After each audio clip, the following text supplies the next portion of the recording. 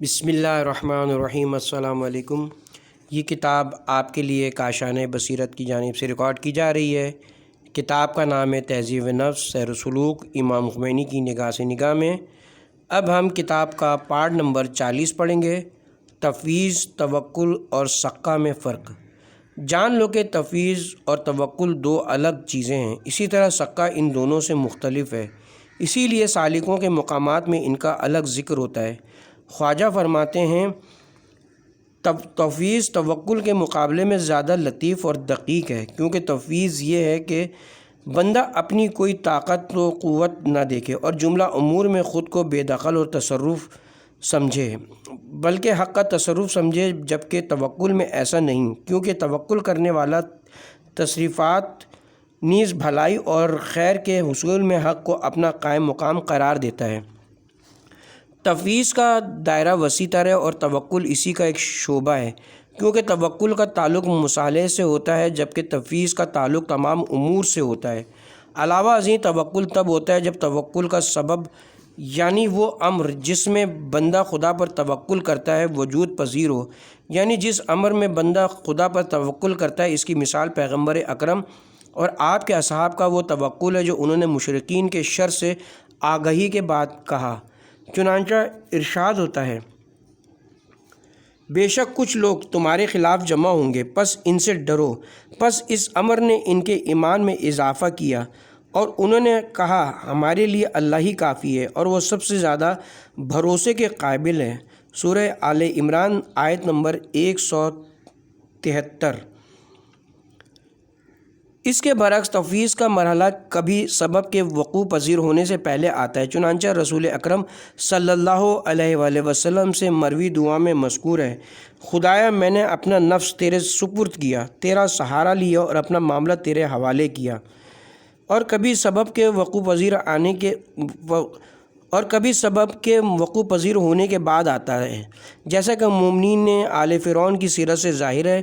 میری یہ معروضات مشہور عارف عبد الرزاق کاشانی کی شرح کے ترجمے کا محاصل ہے، جو انہوں نے عارف کامل خواجہ عبداللہ کے کلام پر لکھی ہے، البتہ معمولی توافت اور اختصار کے ساتھ۔ خواجہ کا کلام بھی اس بات پر دلالت کرتا ہے، لیکن توکل کو تفویض کا ایک شعبہ قرار دینا قابل تأمل ہے، جبکہ تفویض کو توکل سے عام قرار دینا واضح مسامع ہے۔ نیز اس بات پر بھی کوئی دلیل نہیں کہ توکل صرف اس وقت ہوتا ہے جب سبب وجود پذیر ہو، بلکہ دونوں مقامات پر توکل کی گنجائش موجود ہے۔ رہی وہ حدیث کہ جس میں فرمایا گیا ہے تو شاید جہاں مقصود یہ ہو کہ چونکہ توکل اس وقت ہوتا ہے جب انسان اپنے تصرف کا تصور کرے، لہٰذا وہ اس امر میں جسے وہ اپنا کام تصور کرتا ہے خدا کو وکیل قرار دیتا ہے، جبکہ معصوم یہ چاہتے تھے کہ وہ شخص توکل سے ترقی کر کے تفویض کے مقام تک رسائی حاصل کرے۔ معصوم اسے سمجھانا چاہتے تھے کہ حق تعالیٰ تیرے تصرفات میں تیرا قائم مقام نہیں، بلکہ وہ سب کچھ اس کی حکومت میں اس کا اپنا تصرف ہے اور وہ اپنی سلطنت کا مالک ہے۔ خواجہ نے بھی منازل السائرین میں توکل کے تیسرے درجے کے بیان میں اس جانب اشارہ فرمایا ہے۔ رہا سقہ تو وہ بھی توکل اور تفویض سے مختلف ہے۔ چنانچہ خواجہ فرماتے ہیں توکل آنکھ کی پتلی ہے، توکل آنکھ کی پتلی ہے، تفویض کے اس دائرے کا مرکز ہے اور تسلیم کے دل کا مرکز ہے۔ منازل السائرین صفحہ نمبر 35۔ یعنی یہ تین مقامات اس کے بغیر حاصل نہیں ہوتے، بلکہ ان مقامات کی روح اللہ تعالیٰ پر سقہ اعتماد ہے۔ جب تک بندے کا حق تعالیٰ پر اعتماد نہ ہو وہ ان مقامات کا حامل نہیں ہو سکتا۔ پس معلوم ہوا کہ معصوم نے توکل اور تفویض کا ذکر کرنے کے بعد سقہ کا ذکر کرتے ہوئے کیوں فرمایا تھا۔ مقام رضا اور توکل میں فرق۔ جان لو کہ مقام رضا اور مقام توکل میں فرق ہے، بلکہ رضا کا مقام توکل کے مقام سے زیادہ بلند و بالا ہے، کیونکہ توکل کرنے والا اپنی بھلائی کا خواہاں ہوتا ہے اور حق تعالیٰ کو فعال خیر سمجھتے ہوئے اپنی بھلائی کے کام میں اپنا قائم مقام قرار دیتا ہے۔ اس کے برعکس اپنے ارادے کو ارادہ حق کے اندر فانی قرار دیتا ہے اور اپنی مرضی سے کوئی چیز پسند نہیں کرتا ہے۔ چنانچہ کسی سالک سے سوال ہوا، ما ترید، تو کیا چاہتا ہے؟ تو اس نے کہا، یہ کلام بایزید سے منقول ہے، شرح منازل السائرین، میں چاہتا ہوں کہ کچھ نہ چاہوں۔ اس کا مقصود مقام رضا تھا، لیکن ایک حدیث میں مذکور ہے، وہ تیرے ساتھ جو کرے تو اس سے راضی رہے۔ اس سے مراد رضا نہیں ہے، اسی لیے اس کے بعد فرماتے ہیں، تو جان لے کہ حق تعالیٰ جو کچھ کرتا ہے تیری بھلائی اسی میں ہے۔ گویا معصوم سامع کے اندر توکل کا جذبہ پیدا کرنا چاہتے ہیں، اسی لیے آپ اس کے لیے تحمیدات جوڑتے ہوئے پہلے فرماتے ہیں، اس کے بعد فرماتے ہیں، پس جیسے یہ معلوم ہو کہ حق تعالیٰ ہر چیز پر قادر ہے اور اسے اس کی بھلائی سے محروم نہیں کر سکتا، وہ توکل کرتا ہے، کیونکہ دو اہم ستون وہی ہیں جن کا معصوم نے ذکر فرمایا ہے۔ آپ نے توکل کے دیگر 2 یا 3 اذکار کا ذکر نہیں فرمایا ہے، کیونکہ وہ واضح ہیں۔ پس مذکورہ تحمیدات سے یہ نتیجہ اخذ ہوتا ہے کہ اللہ تعالیٰ جو کچھ کرتا ہے اس پر انسان کو راضی اور خوشی رہنا چاہیے، کیونکہ اس میں اسی کی بھلائی ہے، یوں اس کے اندر توکل کا جذبہ پیدا ہوگا۔ اسی لیے بطور نتیجہ فرماتے ہیں، خدا پر بھروسہ کرو۔ توکل کے ارکان اور 2 درجات۔ توکل کے 4 ارکان کا بیان۔ توکل کا بیان ہے اپنے تمام امور کو وکیل کے حوالے کر دینا، اس کی وکالت پر اعتماد کرنا اور دوسرے سے امید نہ رکھنا۔ یہ عمل درج ذیل 4 چیزوں پر موقوف ہے جو توکل کے ارکان ہیں۔ الف، اس بات کا علم کہ وکیل موکل کی حاجت سے واقف ہے۔ بے، اس بات کا علم کہ وکیل موکل کی حاجت پوری کرنے کی توانائی رکھتا ہے۔ جیم، اس بات کا علم کہ وکیل موکل پر شفیق اور مہربان ہے۔ دال، یہ کہ وکیل بخل اور کنجوسی سے دور ہے۔ اب آئیے اپنا جائزہ لیں۔ اللہ تعالیٰ کے بارے میں ہمیں مذکورہ 4 چیزوں کا علم حاصل ہے۔ ہم سب اسے کائنات کے ہر ذرے کا عالم سمجھتے ہیں اور اس کے علم کو تمام موجودات پر محیط جانتے ہیں۔ ہم زمینوں اور آسمانوں کے اندر اس کی طاقت اور قدرت کاملہ کو جاری و ساری جانتے ہیں۔ ہم اس کی ہماگیر رحمت کے بھی متعارف ہیں۔ ہم اسے تمام نقائص اور عیوب سے منزہ بھی سمجھتے ہیں، جن میں سے ایک بخل ہے۔ یوں علمی طور پر توکل کے سارے ارکان ہمارے اندر موجود ہیں اور ہمیں ان ارکان نے اربع کے بارے میں کسی قسم کا شک نہیں ہے، لیکن ان تمام باتوں کے باوجود ہمارے اندر توکل کے آثار نظر نہیں آتے۔ ہم خالق سے زیادہ مخلوقات پر بھروسہ کرتے ہیں اور اللہ سے زیادہ لوگوں سے امید رکھتے ہیں۔ ہم ضعیف مخلوقات سے اپنی حاجتیں طلب کرتے ہیں اور ہمیشہ لوگوں کی رضامندی حاصل کرنے کے در پہ رہتے ہیں، جبکہ اللہ کو مقلب القلوب سمجھتے ہیں۔ ان باتوں کی وجہ سوائے اس کے اور کچھ نہیں، جیسا کہ ہم بارہا عرض کر چکے ہیں کہ توکل کے ارکان کا علم اور ایمان ایک ہی چیز کے نام نہیں، بلکہ یہ دونوں جدا ہیں۔ چونکہ ہمارے دل ان علوم سے آشنا ہیں اور ہم نے ان حقائق کو دل کے اندر جگہ نہیں دی، اس لیے ہم اپنی ذہنی معلومات سے کوئی نتیجہ حاصل نہیں کر سکتے۔ یہاں سے معلوم ہوتا ہے کہ کسی نے کیا خوب کہا تھا، ہم نے بذات خود دلائل و براہین قطعیہ کے بارے میں قطعیہ کے ذریعے ارکان توکل کا علم حاصل کیا اور ان ارکان کے بارے میں ہمارے اندر کسی قسم کے شک و شبہ کا شائبہ تک نہیں، لیکن اس کے باوجود ہمارے دل میں توکل کے نور کا کوئی پرتو نظر نہیں آتا۔ مخلوقات سے قطع امید اور ذات حق پر اعتماد کامل کا کوئی اثر ہمارے اندر نہیں پایا جاتا۔ خلاصہ یہ کہ یہ ایمانی خصوصیت بھی ہمارے اندر مفقود ہے۔ واضح ہے کہ اگر ایمان کی علامات و آثار موجود نہ ہو تو یہ خود ایمان کے مفقود ہونے کی دلیل ہے۔ توکل کے ارکان پر ایمان کی ضرورت۔ 4 چیزوں پر ایمان و اعتقاد کے بغیر توکل کا حصول ممکن نہیں ہے۔ یہ 4 چیزیں توکل کے ارکان کی حیثیت رکھتی ہیں۔ پہلی چیز، اس بات کا یقین کہ وکیل کو جس پر توکل کیا جائے اس چیز کا پورا علم ہو جس کا امکان توکل کرنے والا محتاج ہے۔ دوسری چیز، اس بات کا یقین کہ وکیل موکل کی حاجت روائی پر قادر ہے۔ تیسری چیز، اس بات پر یقین کہ وکیل بخل سے عاری ہے۔ چوتھی چیز، اس بات پر ایمان کہ وکیل کو موکل سے محبت و انس ہے۔ اگر ان 4 شرائط میں سے کوئی ایک بھی حاصل نہ ہو تو توکل یعنی وکیل پر اعتماد کا حصول ممکن نہیں۔ مثلاً اگر موکل احتمال دے کہ وکیل کو اس کے امور کا علم اور اس کی حاجت کا پتہ نہیں ہے تو وہ اس پر بھروسہ کیسے کر سکتا ہے؟ اسی طرح اگر وہ اس کے علم پر ایمان رکھتا ہو لیکن یہ احتمال دے کہ کامل علم کے باوجود وکیل اس کی حاجت روائی سے عاجز ہے تو بھی وہ اس پر بھروسہ توکل نہیں کرے گا۔ اسی طرح اگر اسے اس کی طاقت و قدرت کا بھی علم و یقین ہو مگر یہ احتمال دے کہ وہ بخیل ہے تو اس صورت میں بھی موکل وکیل پر بھروسہ نہیں کر سکے گا۔ نیز اگر ان تینوں باتوں کا یقین ہو مگر اس کی محبت و شفقت پر شک ہو تو پھر بھی اس پر اعتماد و بھروسہ نہیں کرے گا اور توکل نہ کر سکے گا۔ بنابراین توکل کی بنیاد مذکورہ 4 امور پر استوار ہے۔ علاوہ ازیں ہم نے عرض کیا تھا کہ مذکورہ 4 چیزوں پر ایمان و اعتقاد رکھنا توکل کی بنیادی رکن ہے۔ اس کی وجہ یہ کہ توکل کے مسئلے میں صرف علم و اعتقاد کا ہونا کافی نہیں۔ اس مختصر نقطے کی توضیح یہ کہ ممکن ہے کہ کوئی شخص دلائل و براہین کے ذریعے ان 4 ارکان سے ہر ایک کو ثابت کرے اور تمام مراحل کو عقل کی کسوٹی پر پرکھ کر واضح کر دے لیکن یہ برہانی علم اس پر بالکل اثر انداز نہ ہو۔ بسا اوقات بعض ماہر اور مشتاق فلسفی حضرات دلائل و براہین کے ذریعے کائنات کے تمام ذرات نیز عالم غیب و شہود پر اللہ کے مکمل احاطے کو ثابت کرتے ہیں اور ہر چیز کے خدا کے حضور حاضر ہونے نیز ہر زاویے سے اللہ کے تجرد کامل اور اللہ کی قیومیت کے احاطۂ کامل کو قطعی اور محکم دلائل کے ذریعے ثابت کرتے ہیں لیکن یہ ان کا قطعی اور یقینی علم ان پر اثر انداز نہیں ہوتا۔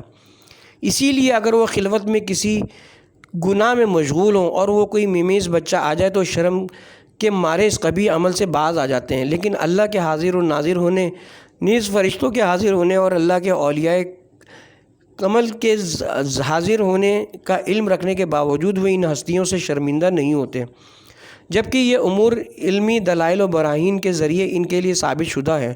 ان کا یہ علم انہیں قبیح اعمال سے نہیں روکتا، جبکہ حاضر کے حضور مؤدب رہنا، حاضر ناظر، عظیم منعم اور کامل ہستی کا احترام ملحوظ رکھنا وغیرہ انسانی معاشرے کے مسلمہ اور بدیہی امور میں سے ہے۔ اس کی وجہ سوائے اس کے کچھ نہیں کہ مروجہ علمی و برہانی علوم کا تعلق عقل سے ہے اور ان عقلی امور سے قلبی اور روحانی کیفیات حاصل نہیں ہوتی۔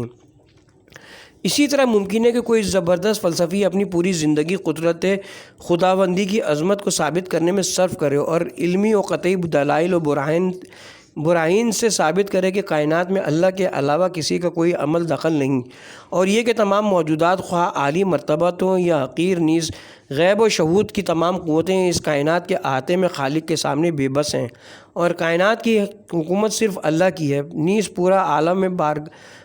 پورا عالم بارگاہ خداوندی کے سامنے عز و بے بس ہے۔ نیز وہ دلائل قطعیہ کے ذریعے آیت حمیدہ، اے لوگو تم اللہ کے محتاج ہو لیکن اللہ بے نیاز اور لائق حمد ہے، سورہ فاطر آیت نمبر 15 کی حقیقت کو جان لے اور علمی براہین کی کسوٹی پر اللہ کی توحید افعالی کو پرکھ کر ثابت کرے۔ لیکن ان سب باتوں کے باوجود وہ فلسفی علمی طور پر مخلوقات سے اپنی حاجت طلب کرے جو خود ضعیف و محتاج ہیں اور غیر اللہ کی طرف اپنا دست حاجت دراز کرے، اس کی وجہ سوائے اس کے کچھ نہیں کہ عقلی ادراکات اور علمی براہین انسان کے قلب و دل پر اثر انداز نہیں ہوئے ہیں۔ اس عقلی دنیا سے پرے اور بھی دنیا ہے، اس وادی سے آگے عشق کی اور بھی وادیاں ہیں اور ہم سب ابھی ان کی ابتدائی راہوں میں گم ہیں۔ پھر یہ بات کسی فلسفی یا علوم الہیات کے ماہر سے ہی مخصوص نہیں بلکہ بسا اوقات ایک نام نہاد عارف جو تجرید، تفرید، توحید اور وحدت الوجود کی ڈینگیں مارتا ہو اسی بیماری میں مبتلا ہوتا ہے۔ کتنے ہی عظیم فقہاء و محدثین ایسے ہوں گے جو معصومین علیہم السلام کی احادیث سے آشنا ہوں، نیز خدا پر توکل اور بھروسے سے مربوط احادیث کے حافظ بھی ہوں اور ان احادیث کو وحی کا خزانہ بھی سمجھیں، نیز ان کی صداقت کے معتقد بھی ہوں اور برہانی علم کی طرح ان پر ایمان بھی رکھتے ہوں، اس کے باوجود وہ بھی اس بیماری میں مبتلا ہوں۔ اب اس کی صرف یہی وجہ ہے کہ ان کے علم نے عقل و ذہن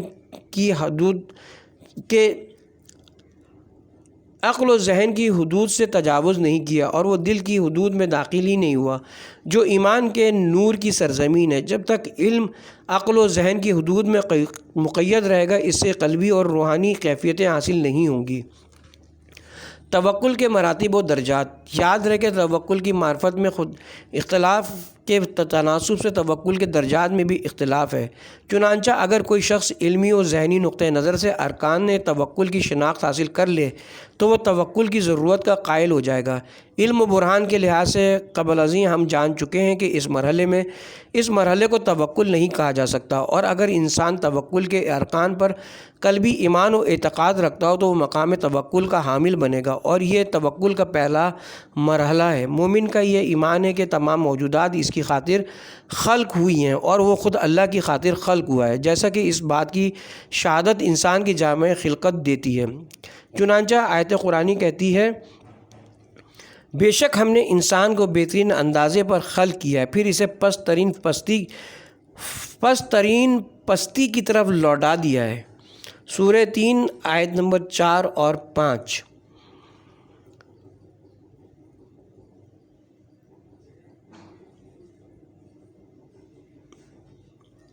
امام علی علیہ السلام سے مشہور منسوب اشعار میں بھی آپ فرماتے ہیں، کیا تو گمان کرتا ہے کہ تو ایک معمولی جسم ہے جبکہ تیرے اندر عالم اکبر ایک بڑی دنیا پوشیدہ ہے۔ دیوان بمنسوب امیر المومنین علیہ السلام صفحہ نمبر 134۔ عالم غیب و شہود کی تمام موجودات اس لیے خلق ہوئی ہیں تاکہ اس عظیم المرتبت انسان کو اپنے اصل مقام تک پہنچائیں۔ پس انسان یہ دیکھ لے کہ تمام اشیاء اس کے لیے خلق ہوئی ہیں، نیز جب وہ اپنی بھلائی اور اپنے آپ کو منزل کمال تک پہنچانے کے لیے اشیاء کے استعمال کی کیفیت کو پہچان لے اور اللہ کو ان اشیاء کے حکیمانہ استعمال کا عالم جان لے، نیز توکل کے باقی ارکان کو نور ایمانی کے ذریعے درک کر لے تو وہ اللہ پر توکل کرنا شروع کر دے گا اور اس کی مقدس ذات کو اس عظیم مقصد کے حصول کے لیے اپنا معتمد قرار دے گا۔ جب ایمان اطمینان کی حدود میں داخل ہو تو متزلزل اضطراب اور شکوک کا مکمل صفایا ہو جائے گا، نیز دل کو حق اور تصرف برحق کے باعث سکون حاصل ہوگا۔ انسان جب تک ان حدود میں رہے گا دوگانگی اور کثرت سے روبرو رہے گا اور اللہ کے علاوہ دیگر اشیاء کے تصرفات کا قائل رہے گا، لیکن جب وہ اس مقام سے گزر جائے تو نور معرفت کے ذریعے توحید کے جلووں میں سے ایک جلوہ دیکھ لے گا اور دیگر اشیاء کے تصورات کو لغو قرار دے گا، نیز اس کا دل دیگر موجودات سے مکمل طور پر آنکھیں پھیر لے گا، یوں اس کا دل اللہ پر توکل اور بھروسے کے نور سے روشن ہو جائے گا۔ جب وہ اس مقام سے بھی آگے نکل جائے تو وہ مشاہدہ حضوری کے ذریعے جلوہ توحید کا مشاہدہ کرے گا اور توکل کے اسباب کا ادراک کرنے لگے گا، کیونکہ توکل عبارت ہے ایسے ذاتی امور میں اللہ کو وکیل قرار دینے سے جنہیں وہ اپنے امور سمجھتا ہے۔ پس وہ اس مرحلے میں توکل کو بھی خیر آباد کہہ دے گا اور سارے امور کو ذات حق سے منسوب و مربوط کر دے گا۔ اس طرح وہ توکل اور وکالت کو عیب و شرک سمجھے گا۔ مقرب لوگوں کی برائیاں اچھے لوگوں کی نیکیاں ہیں۔ بحار الانوار جلد نمبر 25 صفحہ نمبر 205۔ یاد رکھے توکل طلب رزق کے منافی نہیں، بلکہ توکل کے بہانے محنت اور طلب رزق کو ترک کرنا عیب اور جہل کی علامت ہے۔ توکل اسباب و علل پر بھروسہ نہ کرنے اور تمام اسباب و علل کو مسبب الاسباب کی طرف لوٹانے سے عبارت ہے، لیکن یہ بات اسباب کے ساتھ سروکار رکھنے سے منع نہیں کرتی۔ کچھ لوگوں کا یہ خیال ہے کہ توکل خاصہ کا ایک مرحلہ یہ کہ متوکل اللہ پر بھروسہ کرتے ہوئے مقام توکل کی اصلاح کے لیے زیادہ راہ اور دشواری کے بغیر بیابانوں میں سفر کرے۔ چنانچہ ابراہیم الخواص سے منقول ہے کہ حسین بن منصور نے اس سے ملاقات کی کہ وہ بیابانوں میں پھرتا رہتا تھا، جب اس نے اس کے حالات پوچھے تو کہنے لگا میں بے آب و گیا صحرا میں چکر لگاتا ہوں تاکہ اپنے آپ کو آزماؤں کہ مجھے اللہ پر توکل اور بھروسہ ہے یا نہیں۔ حسین نے کہا تم جو اپنے باطن کی اصلاح میں اپنی زندگی صرف کر رہے ہو تو فنا فی التوحید کے مقام کو کب پہنچو گے؟ توکل کے ساتھ کوشش، یہ دونوں افراد توحید اور توکل کی حقیقت سے ناآشنا تھے، کیونکہ وہ صحرا میں پھرنے اور توحید میں فرق نہ کر سکے۔ انہوں نے ترک عمل اور اللہ کی خداداد صلاحیتوں سے کام نہ لینے کو توحید و توکل سمجھا، جبکہ یہ توحید و توکل کو نہ سمجھنے کی دلیل ہے، کیونکہ توحید سے مراد اس بات کا یقین کرنا ہے کہ مخلوق کچھ نہیں کرتی بلکہ سب کچھ اللہ کر رہا ہے۔ توحید یہ ہے کہ انسان مخلوقات کے آئینے میں جمال پروردگار کا مشاہدہ کرے۔ البتہ اگر مخلوقات رؤیت حق کی راہ میں حجاب بن جائیں تو یہ امر توحید کے منافی ہے، اور خواہ انسان صحرا میں پھرے یا نہ پھرے۔ پس سالک اللہ کو توکل کی اصلاح کے لیے نور معرفت کے ذریعے ظاہری اسباب سے دوری اختیار کرنا چاہیے، یعنی ظاہری اسباب سے حاجت طلب نہ کرے، لیکن اس کا مقصد یہ نہیں کہ وہ دوسرے سے ترک عمل کا وتیرہ اختیار کرے۔ چنانچہ ہم یہ کہہ سکتے ہیں مشہور عارف خواجہ انصاری کے قول کا مفہوم بھی یہی ہے۔ چنانچہ وہ کہتے ہیں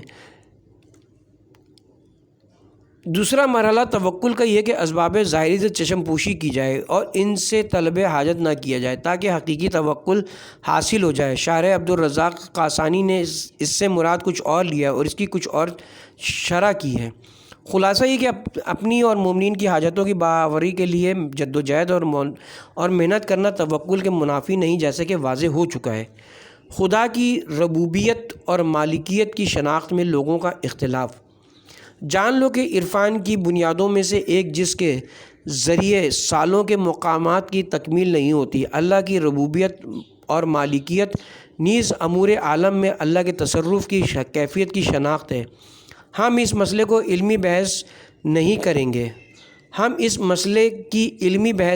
گے کیونکہ یہ جبر و تفویض کے مسئلے کی تحقیق پر موقوف ہے جو زیر بحث اوراق سے مناسبت نہیں رکھتی۔ یہاں مذکورہ امور کی معرفت کے لحاظ سے لوگوں کے مختلف مدارج کا ذکر کریں گے۔ پس ہم عرض کرتے چلیں کہ ذات خداوندی کی ربوبیت کی معرفت کے حوالے سے لوگوں کے درجات مختلف ہیں۔ عام موحدین حق تعالیٰ کو بنیادی امور، جواہر کی کلیات اور عناصر اشیاء کا خالق سمجھتے ہیں۔ وہ خدا کے تصرف کو محدود سمجھتے ہیں اور لامحدود ربوبیت کے قائل نہیں ہیں۔ یہ لوگ زبانی طور پر کبھی کہتے ہیں کہ تمام امور کو اندازے سے چلانے والی ذات ہے اور ہر چیز اس کے اختیار با تصرف ہے اور اس کے مقدس ارادے کے بغیر کوئی چیز وجود میں نہیں آتی، لیکن یہ لوگ ایمان، شہود اور وجدان کے لحاظ سے اس مقام کے حامل نہیں ہیں۔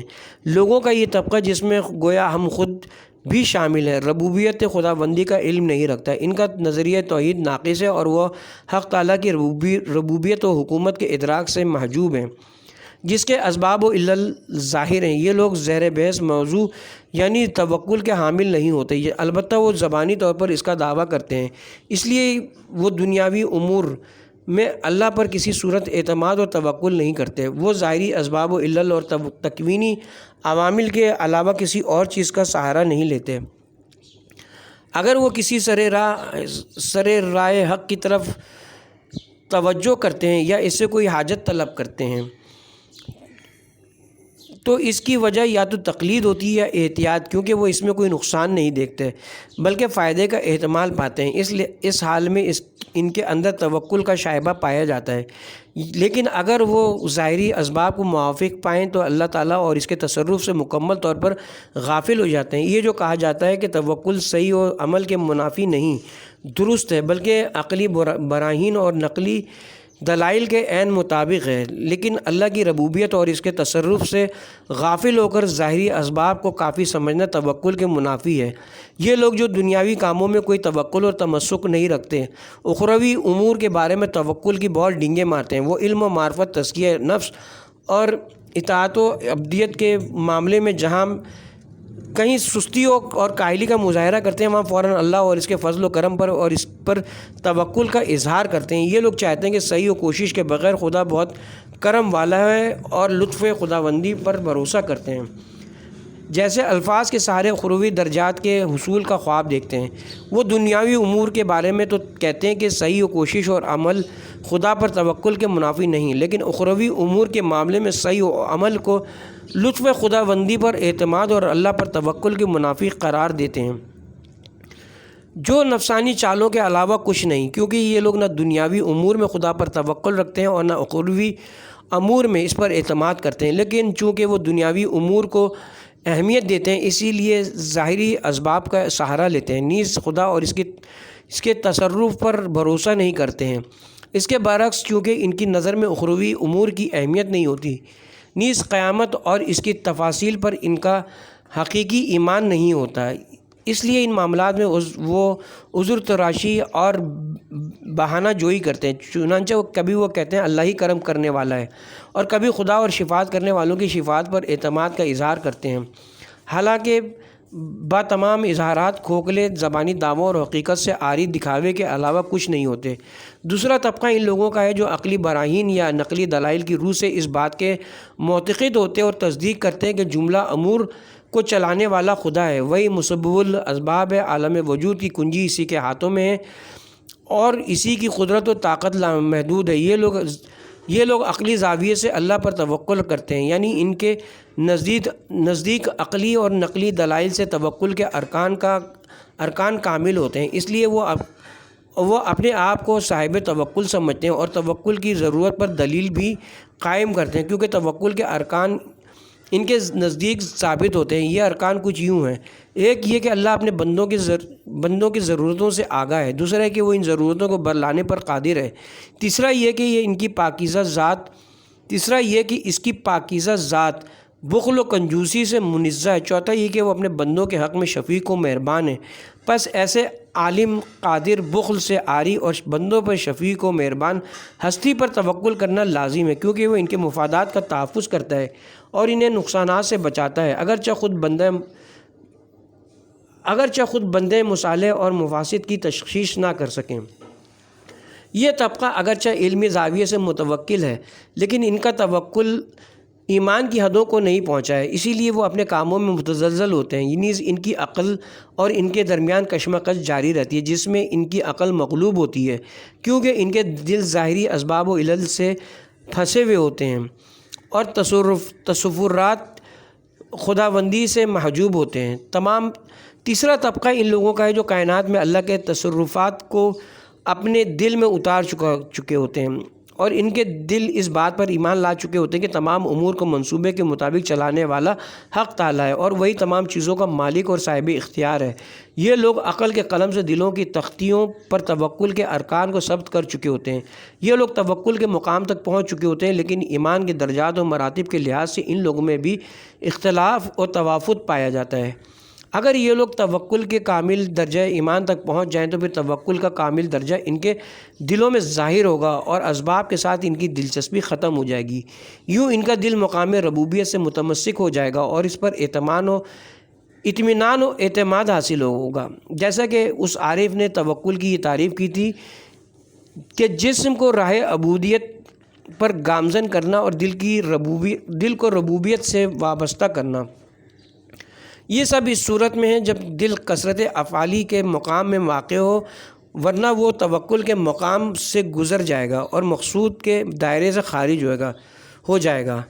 پس معلوم ہوا کہ توکل کے مختلف درجات ہیں، اور جس توکل کا ذکر حدیث میں ہوا ہے شاید اس سے مراد دوسرے طبقے کے لوگوں کا توکل ہے، کیونکہ علم کو اس کی بنیاد قرار دیا گیا ہے۔ یہ بھی ممکن ہے کہ حدیث کا اشارہ کسی اور زاویے سے توکل کے دیگر درجات کی طرف ہو، کیونکہ توکل کی ایک اور تفسیر کے لحاظ سے اس کے مزید درجات بنتے ہیں، اور وہ یوں کہ جس طرح ارباب عرفان اور ریاضت و درجات سلوک میں بتدریج کثرت سے وحدت کی طرف بڑھتے ہیں اور عالم افعال میں فنائے مطلق یکدم نہیں بلکہ تدریجاً واقع ہوتا ہے، یعنی پہلے اپنی حد تک پھر دیگر موجودات میں اس کا مشاہدہ ہوتا ہے، اسی طرح توکل، رضا، تسلیم اور دیگر مقامات و مدارج بھی بتدریج وجود پذیر ہوں۔ ممکن ہے شروع میں بعض امور یا غیبی اور پوشیدہ اسباب کے معاملے میں توکل پیدا ہو، اس کے بعد آہستہ آہستہ توکل کے مقام میں مطلق تک آ جائے، خواہ اسباب ظاہر اور واضح ہوں یا پوشیدہ اور خفی ہوں، نیز اس کا تعلق اپنے کاموں سے ہو یا خواہش و اقارب کے کاموں سے۔ اسی لیے حدیث شریف میں فرمایا گیا کہ توکل کا ایک درجہ یہ کہ تو جملہ امور میں توکل کرے، صرف اللہ سے مانگو۔ میرے بیٹے، دل کو خدا کے سپرد کرنے کی کوشش کرو اور خدا کے علاوہ کسی کو مؤثر نہ سمجھنے کی صحیح کر۔ کیا یہ درست نہیں کہ عام عبادت گزار مسلمان دن رات میں کئی مرتبہ نماز پڑھتے ہیں اور ان کی نماز توحید اور معرف الہیہ سے سرشار ہوتی ہے، نیز وہ دن رات میں کئی مرتبہ ایاک نعبد و ایاک نستعین پڑھتے ہیں اور صرف خدا کی عبادت اور صرف اس سے مدد مانگنے کی بات کرتے ہیں، لیکن صرف حقیقی مومنوں اور خاصان خدا کے علاوہ دیگر تمام لوگ، ہر دانشور، ہر صاحب اقتدار اور ہر دولت مند کے آگے سر جھکاتے ہیں، بلکہ کبھی اپنے معبود سے بھی زیادہ ان کی تعظیم کرتے ہیں، نیز ہر کسی سے مدد مانگتے ہیں اور اپنے شیطانی مقاصد تک رسائی کے لیے ہر تنکے کا سہارا لیتے ہیں اور قدرت خداوندی سے غفلت برتتے ہیں۔ انبیاء اعظام اور اولیاء کرام صلوات اللہ علیہم اپنے دینی اور اسلامی اہداف کے لیے جملہ ضروری کوشش کرتے تھے، لیکن ہم جیسے دل کے اندھوں کی طرح نہیں جو صرف ظاہری اسباب پر نظر رکھتے ہیں، بلکہ وہ اس مقام میں جو ان کا عام مقام ہے، جو ہر چیز میں اللہ جل جلالہ کی قدرت کا مشاہدہ کرتے تھے اور کسی بھی چیز سے استناعت کو خالق کائنات سے استناعت سمجھتے تھے۔ ان کے اور دوسروں کے درمیان ایک فرق یہی ہے، میں اور ہم جیسے لوگ مخلوقات کی طرف توجہ اور ان سے استناعت کے باعث حق تعالیٰ سے غافل ہیں، جبکہ انبیاء و اولیاء ہر استناعت کو در حقیقت خدا سے استناعت سمجھتے تھے۔ اگرچہ بظاہر اسباب و وسائل سے مدد لی جائے، وہ ہر واقعے کو خدا کا کام سمجھتے تھے، اگرچہ ہم لوگوں کی ظاہر بین نظریں کچھ اور دیکھتی ہیں۔ بنابراین اگرچہ حوادث و واقعات ہماری نظروں میں ناگوار اور تلخ معلوم ہوتے ہیں، لیکن وہ ان سے روحانی لذت حاصل کرتے تھے۔